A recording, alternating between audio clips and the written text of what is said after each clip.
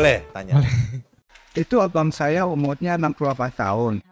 Itu ketika periksa di rumah sakit, katanya dia harus operasi karena bantalannya yang di pinggul itu udah nipis. Jadi selama ini dia nggak operasi, jadi jalannya agak pincang dan sakit. Ini bantalan bonggol atau tulang belakang? Mejas pokoknya di pinggang. Nyeri menjalar ke kaki? Ya, oke. Nah ini yang jadi problem nih. Dia jalan pincang, nyeri menjalar ke kaki, ada kesemutan dan baal, bantalan habis. Tuh, itu udah pasti usia senior. Nah, kalau saya, yang pertama saya timbang-timbang dulu. Ya, biasanya saya akan join kalau di sini ya, saya akan join dengan 4 dokter. Penyakit dalam, dokter jantung, dokter saraf, dokter bius. Mampu nggak nih pasien? Sama satu lagi rehab medik ya, fisioterapi. Mampu nggak nih pasien saya operasi? Kalau nggak mampu ngapain Pak? Yang tadi saya bilang lagi, saya jadi malaikat maut buat pasien itu. Paham ya? Jadi kita realistis aja dulu. Mampu nggak? Kalau pasien itu punya penyakit jantung, pernah bypass besar dan lain-lain. Nah, pernah bypass. Operasi ganti bantalan, pasang implan, pasang pen, itu operasi besar. Ya kan? Jangan sampai yang tadinya masih bisa jalan pincang, habis operasi menggap-menggap aja Pak di tempat tidur.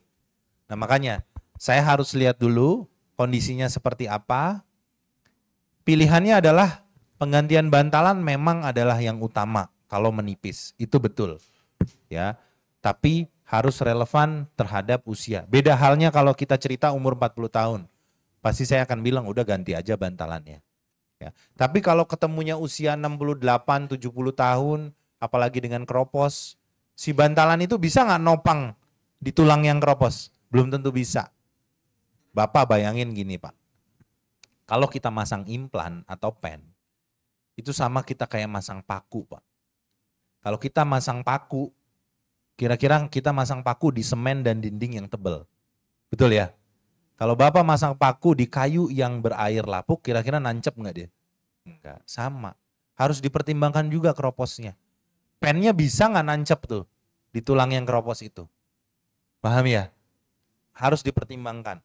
Terus, kalaupun memang satu-satunya itu mampu laksana, caranya adalah di pennya itu kita semen juga.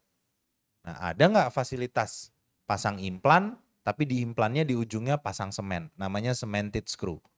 Ya, jadi di paku yang ada semennya. Nah, cuma kalau fasilitas nggak ada kondisi seperti itu, sebaiknya sih jangan koboy-koboyan. Bisa kita edukasi ya, kita komunikasikan, Pak mau nggak mau, resiko tinggi, kita turunkan dari yang operasi tadi, endoskopi. Sarafnya dibebasin aja. Tapi idealnya komunikasi harus terjalin. Sakit punggungnya mungkin nggak hilang Pak. Tapi nyeri menjalar ke kaki yang buat pincang hilang. Sakit punggungnya gimana? Turun lagi, suntik aja Pak tiap 6 bulan aman buat Bapak. Apalagi yang dicari kan? Rata-rata usia hidup di Indonesia berapa? 70 tahun. Umur 68, 2 tahun lagi dia udah masuk rata-rata usia hidupnya. Benar nggak? Saya sih real aja seperti itu. Rata-rata usia hidup di Indonesia sebetulnya 66 sampai 70 tahun. Ya kan? Jadi real aja. Yang penting kita bisa menangani kasus tersebut, mengurangi nyeri yang ada, tapi tetap aman dan selamat buat pasien dengan komorbidnya. Paham ya maksud saya ya? Gitu. Itu namanya plantar fasciitis. Timbul taji kayak jengger ayam Pak. Ya kan? Di tumitnya. Nah itu juga penyebabnya degeneratif. Kalau jengger plantar fasciitis itu pilihan awalnya adalah disuntik. Ya. Disuntik di tempat tersebut tiap 3-6 bulan atau di radiofrekuensi. Kalau dia nggak hilang-hilang, jenggernya dirok. Ya, kalau itu operasinya aman Pak. Ya, karena di biusnya bius sesar, setengah badan, nggak bius total, nggak ada resiko. Cuma rata-rata pasien sih biasanya terselesaikan dengan disuntik aja, tiap 3-6 bulan. Gunakan sepatu, sendal di rumah yang tebal, ya karena problemnya adalah tidak menggunakan alas kaki, tergesek terus, ya. Setelah itu lakukan exercise untuk penguatan otot arknya, plantar ark. Jadi pakai sepatu yang ada alas yang melengkung.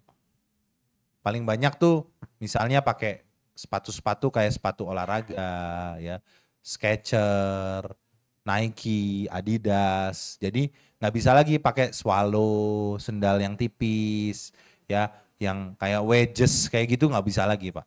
Ya, itu problem utamanya tuh. Makanya saya bilang pengapuran bisa terjadi dimanapun juga. Kalau satu tempat pengapuran pasti yang lain juga pengapur. Kira-kira itu ya, Pak. Bulan ini saya pernah jatuh, Bu. Ya, duduk. Bulan Februari. Ini kan sakit pinggang belakang ke bawah nih. Betul. Terus ke dokter disuruh fisioterapi. Udah 2 seng 2x6. Nah udah sembuh tuh. Tapi belakangan ini sakit lagi. Terus di MRI katanya lumbar 1, 2, 3 empel. Jadi sama Remuk. katanya sangat kejepit. Ini apa? Nih, Ibu. Problemnya adalah lumbar 1, 2 di sini, Bu. Kalau Ibu sekarang sakitnya di bokong sini, betul ya? Nah, jadi problem Ibu namanya sakroilitis. Lumbar 1, 2-nya, ya kan? Memang Ibu punya masalah patah. Remuk ya, Bu ya. Jadi tergempet ya. Jadi ada saraf kejepit. Nah, kan bisa teman-teman lihat ya. Jadi sebagai contoh aja nih, Bu. Satu pasien kasusnya banyak. Jadi kalau saya bisa tebak, Ibu jalan 1 kilo udah nggak bisa. 100 meter capek. Betul ya, Bu ya? Berdiri 10 menit capek. Masalahnya saraf kejepit 1. Ibu bisa berdiri coba, Bu. Jalan. Nah, jalan bisa. Nah, postur berdirinya sudah mulai bongkok. Ini ya. Nah, ini lihat postur saya ya kayak bebek. Kalau semakin tua itu nggak mungkin semakin tegak. Apalagi kalau udah ada patah di lumbar 1.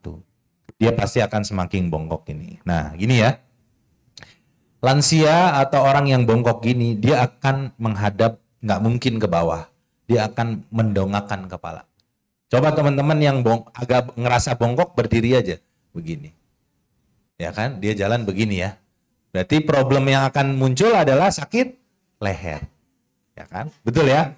Atau mereka akan cenderung begini. Bongkok, lututnya yang ditekuk begini. Jalannya begini. Betul nggak? Betul ya? Coba Anda berdiri, Anda jalan begini. Berdiri aja begini. Yang sakit adalah bokong. Nah, jadi ya permasalahan Ibu awalnya simple. Tulang keropos. Di L12 itu. Anda memang jatuh, ada remuk di sana, tapi kebiasaan yang membuat kompensasi begini jalannya. Jadilah pengapuran di bokong, sakroilitis. Gitu. Jadi Ibu ada tulang yang keropos dan patah, ada saraf kejepit yang nyerinya menjalar ke kaki, ada sakroilitis pengapuran bokong. Ini yang saya bilang, satu pasien, dokternya pusingnya luar biasa. Betul ya? Kita treatment yang mana? Yang masuk akal aja. Gitu. Jadi pertama Ibu harus cek BMD, saya harus lihat MRI-nya dulu. Kalau dia tulang keropos atau patah yang masih belum nyambung dari MRI-nya, harus disuntik semen. Karena patah yang ambruk semakin lama akan semakin begini. Balik lagi, nggak mau dioperasi kan? Suntik semen. Nggak usah dioperasi.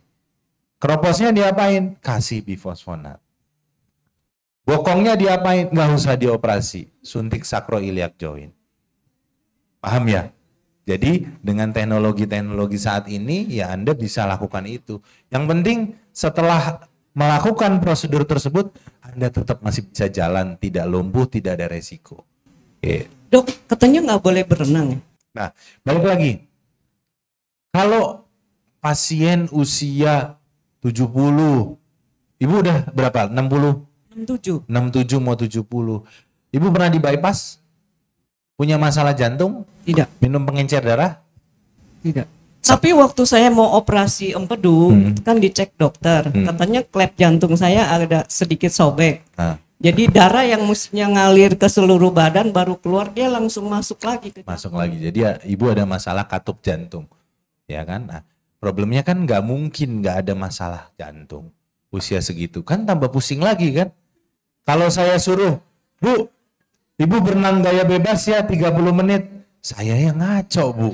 Habis ibu berenang gaya bebas 30 menit, ibu ngemegap-megap nanti. Jadi jalan di air aja, ngapain ibu berenang? Ya kan? Jalan di air, water treatment itu hal yang paling utama tuh bagi para lansia. Selain itu apa? Kalau lansia ini kita suruh jogging, duduk aja dia patah, apalagi jogging. Balik lagi, tadi jatuhnya cuma terduduk ya Bu ya? Bisa patah jatuh terduduk. Yang disalahin jatuhnya apa tulangnya nih? Tulang. Karena kalau yang jatuh anak ibu pasti nggak bakal patah, karena hanya terduduk. Nah ini yang saya bilang, usia lansia ini harus mendapatkan pertimbangan yang sangat wise oleh dokternya. Tapi kalau saya mau, operasi aja Bu, gitu. Tapi habis operasi, ibu akan bolak-balik. Yang pusing juga saya pasti Bu. Ya kan, karena sakit terus, pennya nggak bisa nancep, failure, lepas lagi, karena tulangnya keropos. Makanya opsi itu harus disampaikan. Ya, kira-kira itu ya yang bisa ditangani, tapi harus dilakukan pemeriksaan dulu, MRI, BMD, ronsen pelvis, ronsen bokong, ya, dilihat dulu semuanya gimana, baru dipilih opsi terapinya apa. Kira-kira Ibu.